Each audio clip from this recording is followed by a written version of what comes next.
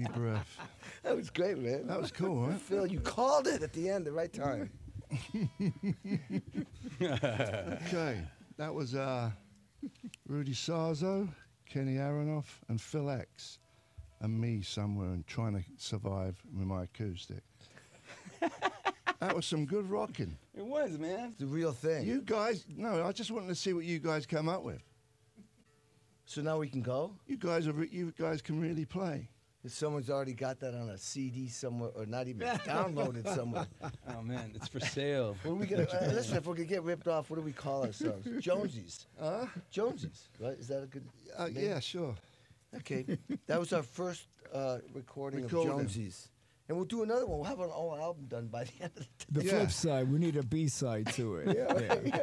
Well, we could do an EP. That's how they make records now. It's like it goes from the radio right to everybody's whatever they got.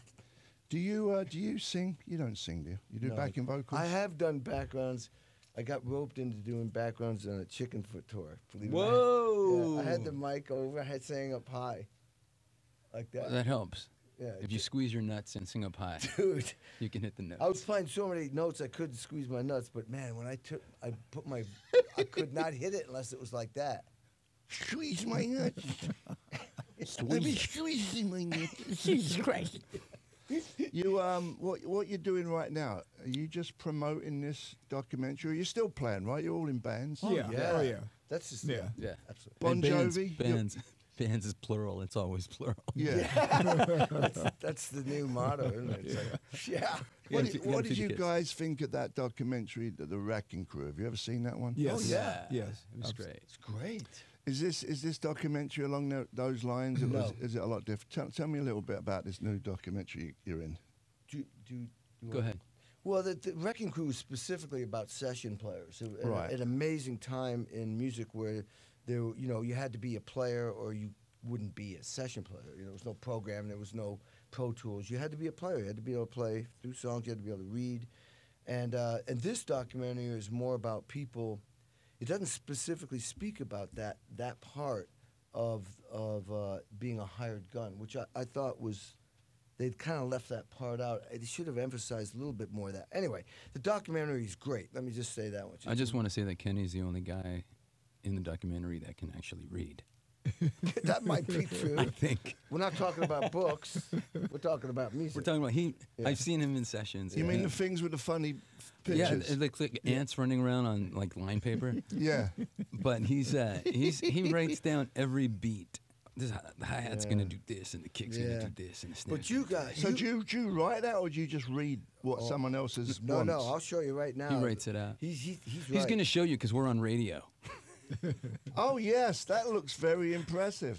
I did that in about... But anyway, the point is that the movie's about people hired guns anywhere from playing just in a live band, and then other people, like they had David Foster in there, and they touched on, like Lukather, and they talked about, about the writing, of music and stuff.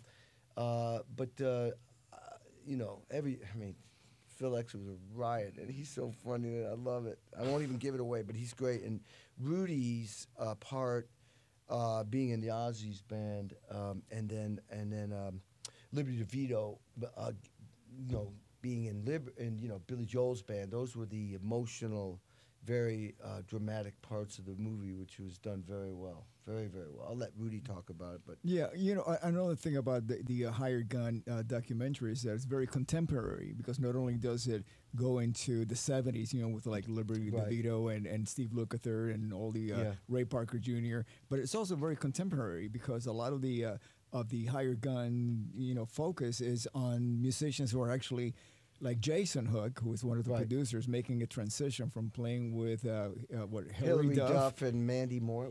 To being in Five Finger Death Punch, which is a big contemporary band. So it's not just of a specific period. It's all it runs the gamut. That's a really good point. It's good to be able to play anything.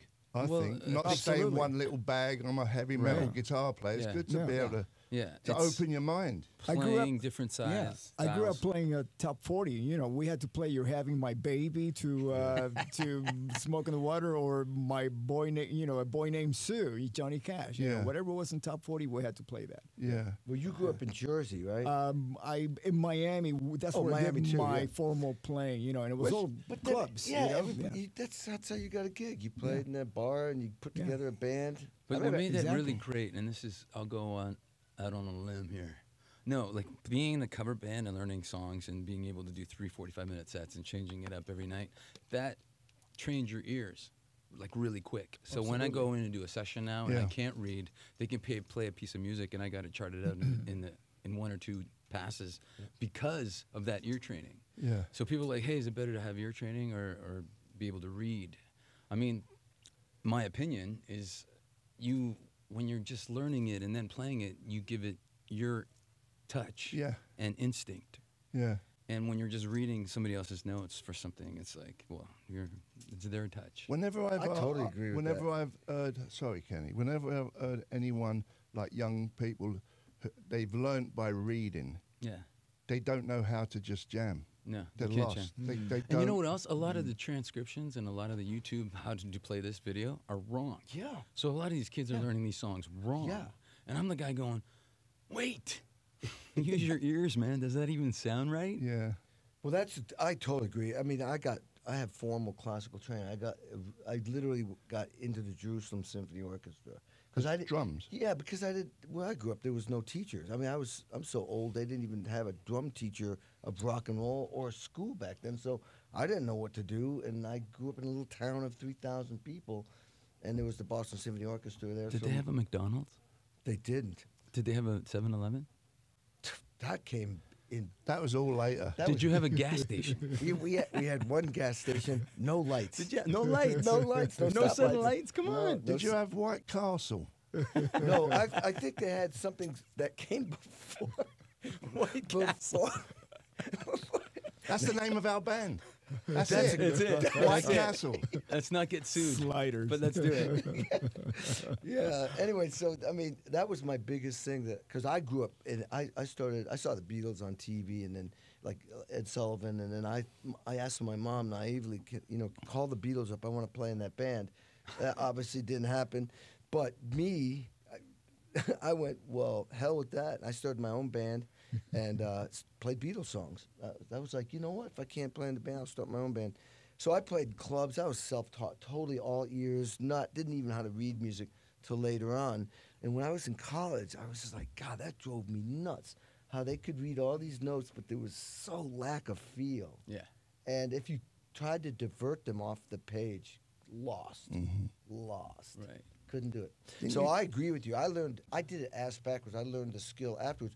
Then when I got out of it, I remember not wanting to tell anybody I could read or, I did this classical stuff. I thought, like in rock and roll, that's not cool. How long But did it helps. All the stuff we're talking about really helps. You said the killer thing in the movie. He said was really Don't good. give it away. Well, this They one want to line. watch it now, hear what the killer thing was. Okay, I'll give away the other line that they don't care about. the thing that he said was, should I lie or tell the truth? The thing he said was like, it was when you get asked to do a session and you're saying, when I record, and this is for all of us, what I'm playing right now is my entire life of education and experience and knowledge is going into right now. Yeah. That's true. You're talking Yeah. about that line. That's a great line. Thanks, man. Did That's any a of great you line. get intimidated on some sessions that you've showed up for? Yeah.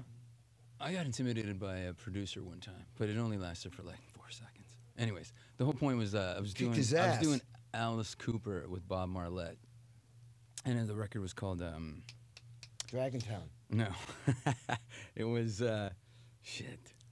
Spider something? Spider? Planet, Brutal Planet. Yeah. So, The and other it was one of those things where, I mean, this is what happens. You move to Hollywood, you start doing sessions, and then you're playing on a Rob Zombie record, and then Rob comes in one day and he goes, "Hey, did Alice call you?" And I'm like, "Who? Alice? Who?" And he goes, "Well, Alice Cooper. We were golfing, and I gave him your number." And I'm like, "Right, Alice Cooper's gonna call me, right?" But then a week later, the producer, Bob Marlette, called me and said, hey, Alice wants to get you on this record. I'm thinking we'll do a couple of songs, come in on Wednesday. And I go in, and it went from him saying, okay, I played all the bass and the rhythm guitars myself. I'm just looking for pixie dust. Go.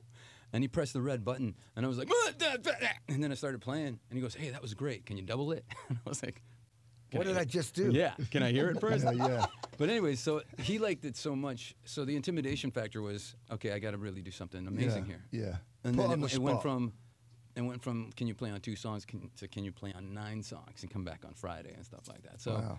I mean, that's the intimidation thing. I think it's a good thing to be intimidated, where you just feel like, holy fuck, I really got to produce right now. Excuse my F. But it's that moment where you're like, this is it, man. Deliver the goods or go home. Yeah. So it's kind of like a cool feeling. Have you ever been sent home? No. I always get asked back, man. Hey, Phil X fires people. let's play some music. We're gonna play some You're fired. some Humble Pie. 30 Days in the Hole. Oh, Like, dude. Yeah. I opened up a show with Mellencamp. yeah. We couldn't get a sound check when we opened up for the Kinks. This is my first tour ever when I finally made it, 1980. We were on tour opening up the Kinks, and those English roadies were brutal on Yeah. us. Wouldn't let us have a sound check, so we came out, and I played drums to 30 Days in the Hole, like do-do-da-do-do. And then the engineer out in the front of the house would go, okay, I got you. I hit every drum. Then the bass player would start, and then he'd go, click, click, I got you now. Then the guitar player would come out, and he'd play, and then the other guitar player. That's how we did sound check, by doing 30 Days in the Hole. That's crazy. Isn't Nice that crazy? That's how we did it. We just Rudy staggered. Sarzo, Kenny Aronoff, and Phil X on the box. Take it away, son.